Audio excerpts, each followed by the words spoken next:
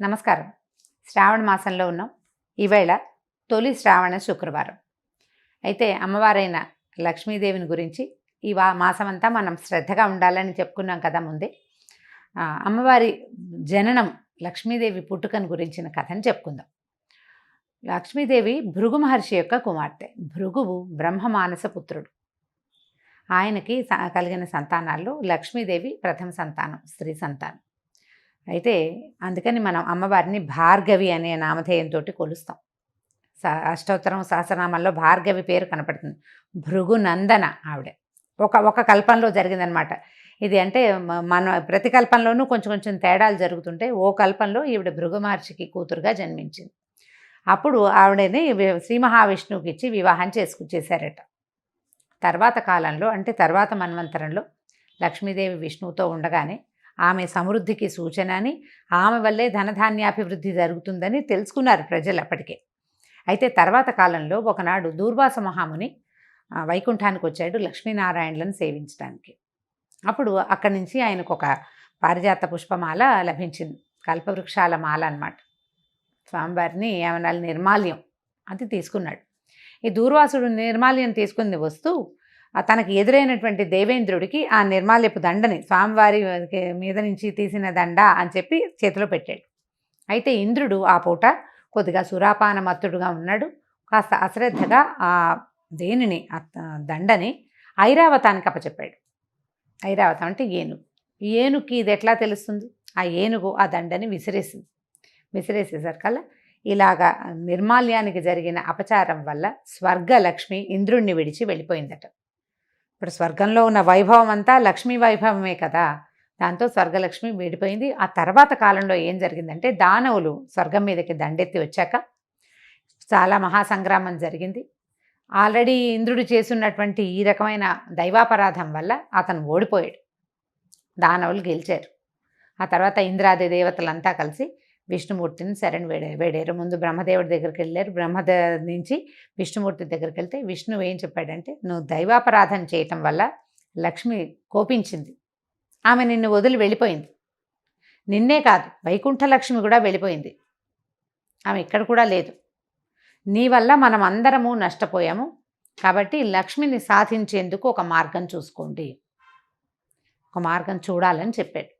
అదే సమయంలో ఈ దానవులంతా మృత సంజీవని విద్యతోటి వాళ్ళు బతికిపోవటము, వాళ్ళు వరగర్వాలతోటి శక్తివంతులుగా ఉండటము, వీటన్నిటి మీద ఆలోచించి అమృతాన్ని సాధించాలి, దాంతోపాటు లక్ష్మీదేవిని కూడా సాధించుకోవాలని ప్రయత్నం చేసి దేవదానవులు ఇద్దరూ కలిసి అమృత మథనం కోసం ప్రయత్నం చేశారు.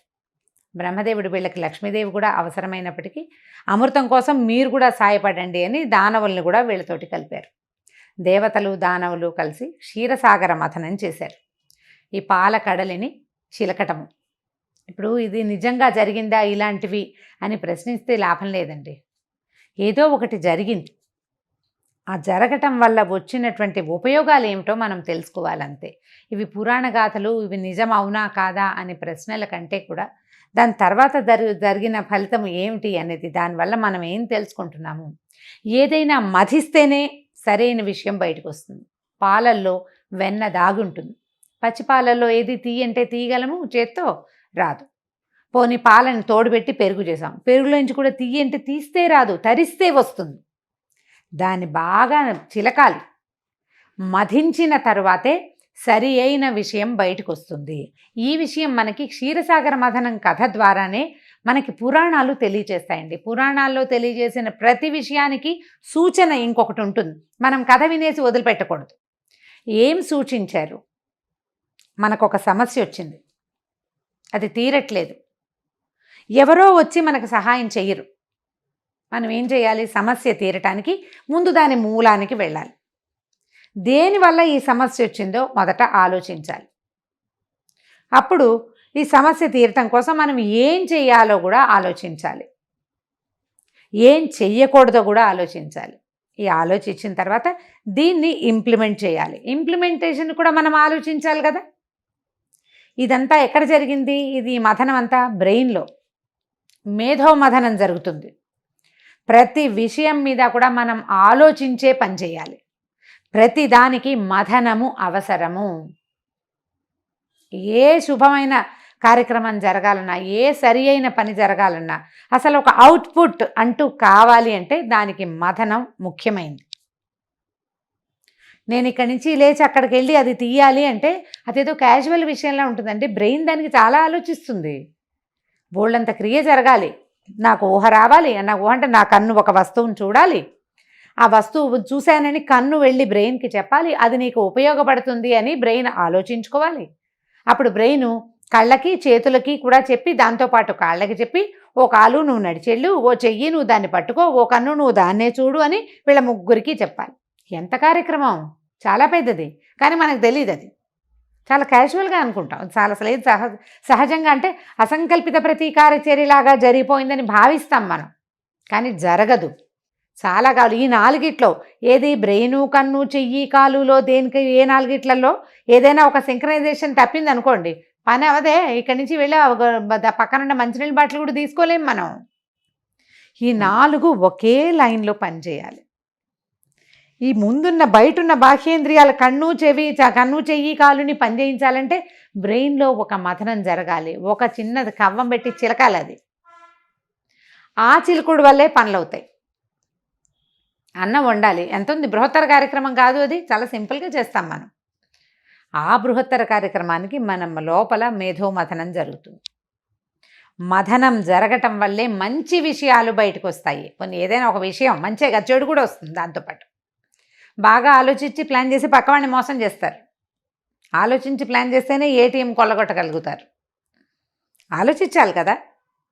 అలాంటి మథనమే ఇప్పుడు జరిగింది. క్షీరసాగర మథనం. ఈ క్షీరసాగరం ఏమిటి, తెల్లగా పాల నురుగ్గా ఉంటుంది. అసలు అలాంటిది ఎక్కడ ఉంటుందో, పాల సముద్రం అండి. విచిత్రంగా మనం చూస్తామా? చూడం. మనం చూడని ఒక ఇది మన బ్రెయినే. అది మన బ్రెయిన్ అంతే. అయితే ఈ క్షీరసాగరాన్ని మథనం చేయటానికి అది చాలా పెద్దది కాబట్టి మందర పర్వతాన్ని తెచ్చారు. ఈ మందర పర్వతం చాలా చుట్టుకొలత పెద్దది కాబట్టి మందర పర్వతం చుట్టూతా 3 చుట్లైనా తిరగడానికి వీలుగా ఉన్నటువంటి వాసుకి అనే ఒక మహాసర్పాన్ని తమ చేతిలోకి తీసుకున్నారు. ఈ సర్పాన్ని ఇద్దరు ఒకళ్లే పట్టుకుని చిలకలేరు కాబట్టి ఓవైపు దేవతలు, ఓవైపు దానవులు పట్టుకుని సముద్ర మథనం చేశారు. ఎన్ని రకాలో వస్తువులు వచ్చినాయి. దాంతో మహాభయంకరమైన హాలాహలం వచ్చింది. మనం ఆలోచించి చెడుని చేస్తూ ఉంటాము అప్పుడప్పుడు. ఆ చెడుని గనక తొలగదీస్తే, దాన్ని మింగేస్తే తర్వాత మంచి వస్తుంది. ఇది చేయకూడనిది అనే జ్ఞానం కలిగి ఉంటేనే తర్వాత జరుగుతుంది మంచి. మనకి పరమేశ్వరుడు వచ్చి ఆ హాలాహలాన్ని అమ్మవారి అనుమతి తీసుకుని, నేను హాలాహలం మింగుతాను అని ఆమెకు చెప్పి ఆ హాలాహలాన్ని తీసుకున్నాడు లోపలికి. తీసుకొని మింగకుండా కంఠంలో ఆపు పెట్టుకున్నాడు. ఎలాంటి చెడు ఆలోచన అయినా దాన్ని దిగనివ్వకూడదు, కంఠంలోనే ఉంచుకోవాలని ఇలాంటి కథలు చెప్తాయి మనకి. ఆలోచన వచ్చింది బ్రెయిన్లో, అది కిందకి వెళ్ళనివ్వకూడదు, ఇంప్లిమెంటేషన్లోకి వెళ్ళనివ్వకూడదు, ఎక్కడో చోట దాన్ని ఆపి పెట్టుకోవాలి. ఈ హాలాహలాన్ని ఆపిన తర్వాత అమ్మవారు వెలికొచ్చింది.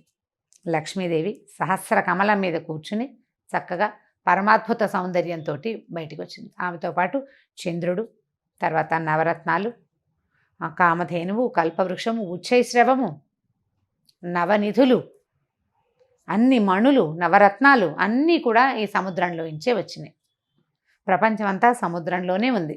మొత్తం బయటికి వచ్చిన తర్వాత అమ్మవారు మళ్ళీ భగవంతుడైనటువంటి విష్ణుమూర్తిని వరించింది. ఆమె సౌందర్యము, ఆమె కళ్ళకి అసలు మైమర్చిపోయారట. కానీ ఆమెను స్వీకరించాలనుకోలే ఎవరు. దైవీ కళ యొక్క గొప్పతనం అది. ఆ లక్ష్మీ కళ తాలూకు గొప్పతనం. మిగిలిన వాళ్ళు ఎవరు ఈమె మాకు కావాలి అని అడగలేదు. ఆమె స్వయంగా వెళ్ళి శ్రీమన్నారాయణ్ణి ఆయన దండ వేసి ఆయన మెడలో, ఆయన వక్షస్థలంలోకి చేరిపోయింది. వివాహం అప్పుడు భృగు మహర్షి కూతురుగా ఉన్నప్పుడు ఆవిడ విష్ణువుని అడిగిందట, నేను నీతో పాటు ఎక్కడుండాలి అంటే నా హృదయంలో ఉండమన్నట్టు.